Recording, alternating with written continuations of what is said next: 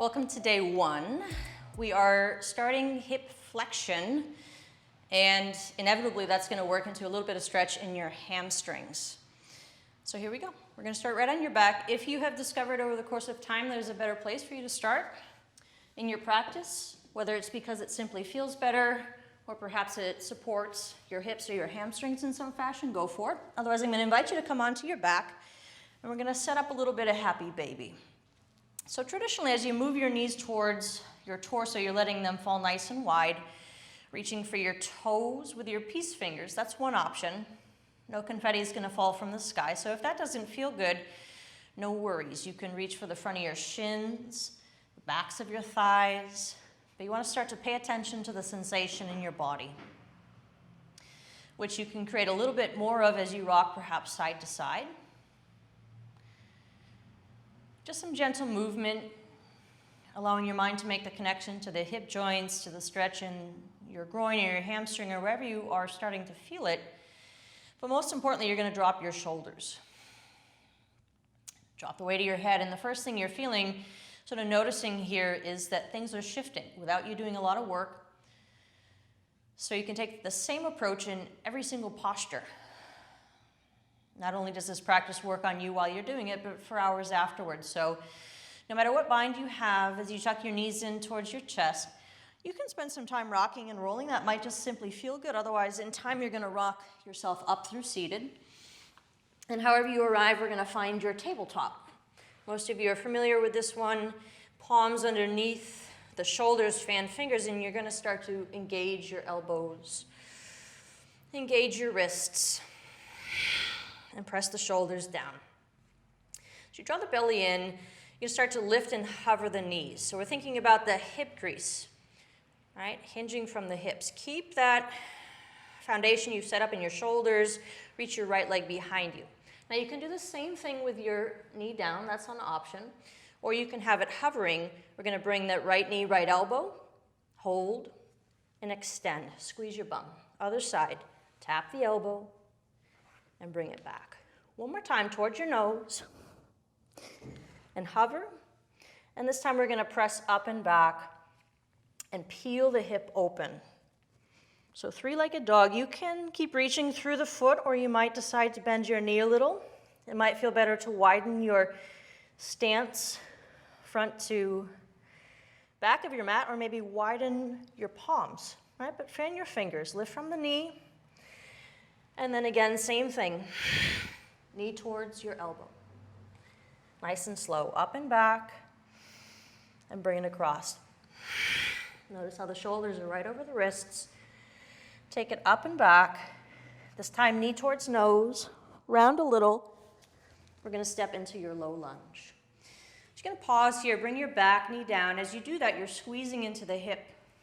So use your glutes to kind of do a little hug around the hip joint. We're going to let your front knee peel out to the side wall.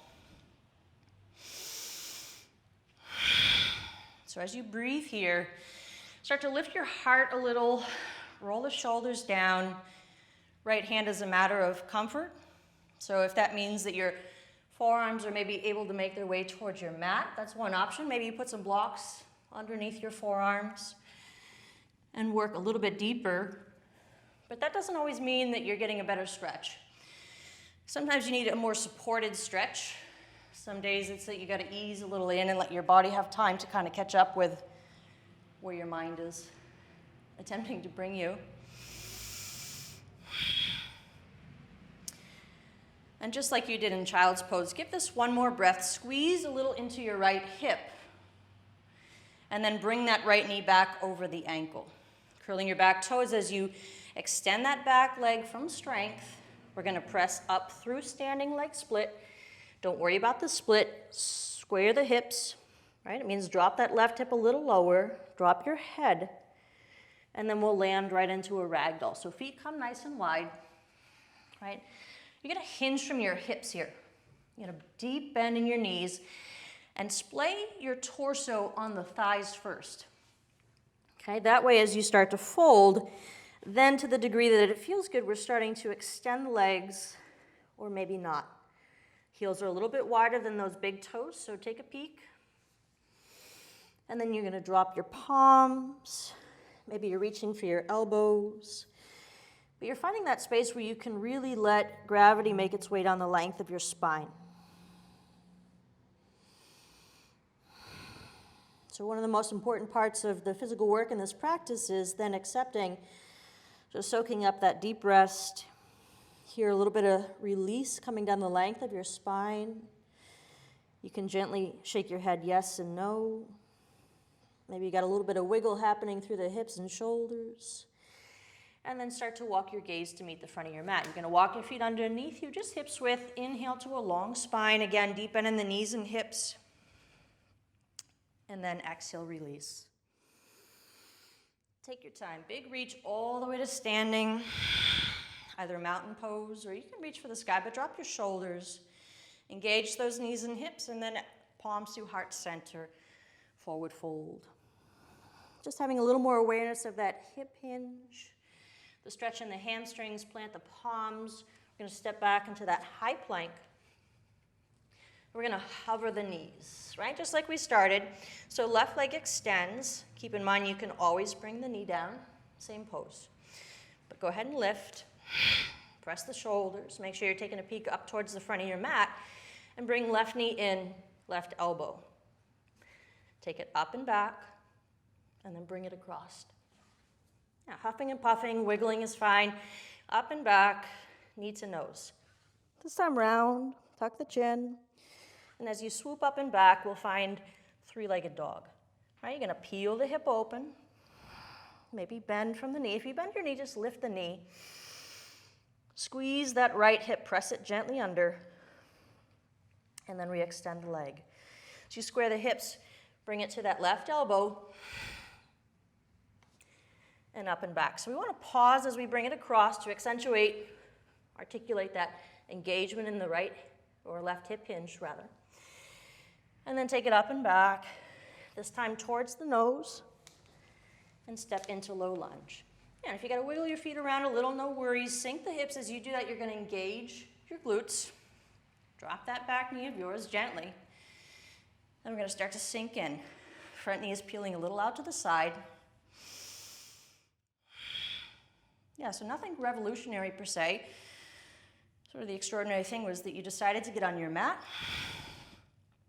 and do something that was really good for you. So there's no stress here. You're going to let this work on you just like you allow for in Happy Baby. As you work to roll your shoulders down, notice even just in a few moments of this practice, you breathing and moving, things probably feel a little bit different in the body. Maybe you've built a little bit of heat. Maybe you're starting to breathe fully. That's what it's really about, noticing all those small changes. So this time as you walk your foot back underneath the knee, knee follows, curl the back toes. And as you lift again, we press into that standing leg split. It needs a new name, so don't worry. Drop your head, drop that right hip, and then we'll drop that right foot to meet the mat. Take a moment to take your feet a little bit wider. Feel the edges of your mat, toes in, heels out. Again, real deep bend in the knees.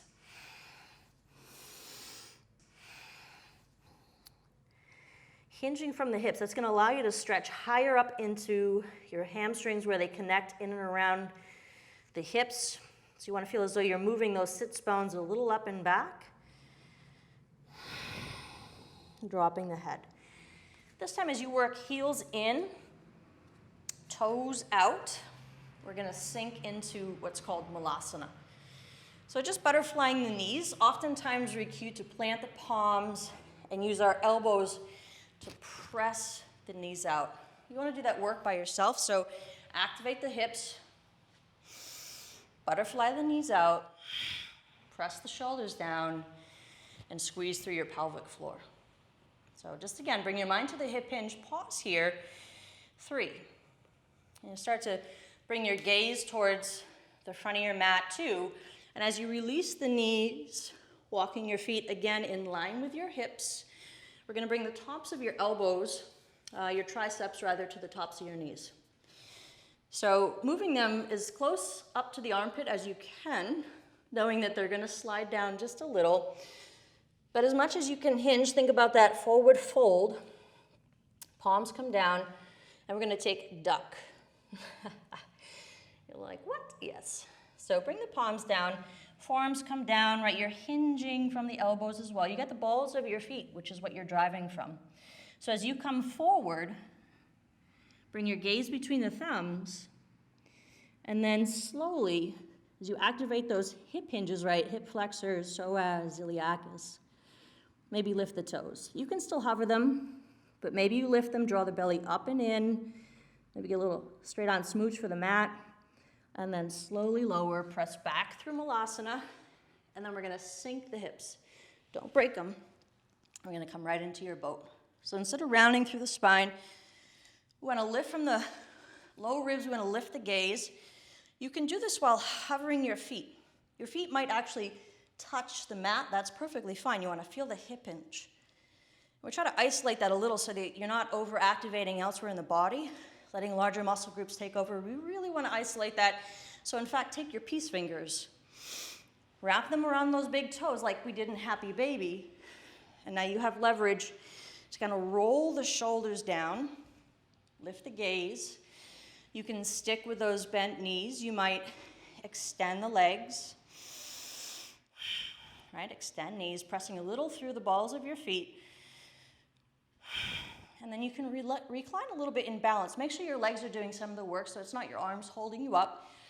You could do a little straddle stretch to open, and then try to find a little bit of playful ease here.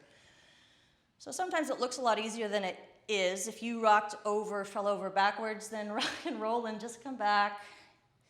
What I say about the wobbles is that you just have more work, which is wonderful. Stability work, so good for you. You're probably not thinking the same thing. As you come back, slowly release, and we're gonna come all the way down to your mat.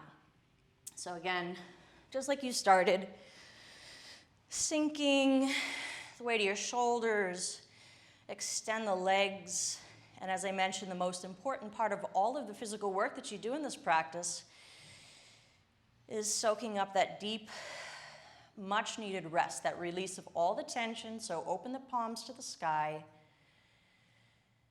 And we'll take just a moment in Shavasana.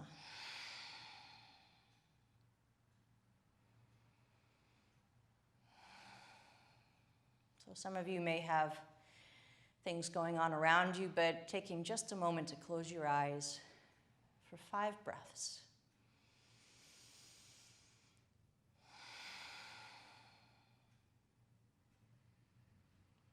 You might feel a little heartbeat elsewhere in the body. Maybe it's a little tinglies making their way down your calves, or maybe it's just feeling space spread across the brow, but feeling a little more connected to the entirety of your body, so that that focus, right, that consciousness is less concentrated, maybe in the form of stress in the brain. And trusting this is always something you can come back to one last time. Tuck knees. If you have time to hang out, go for it. Otherwise, rock yourself up to seated. And enjoy the rest of your day. Be good to yourselves, and I will see you tomorrow. Toodles.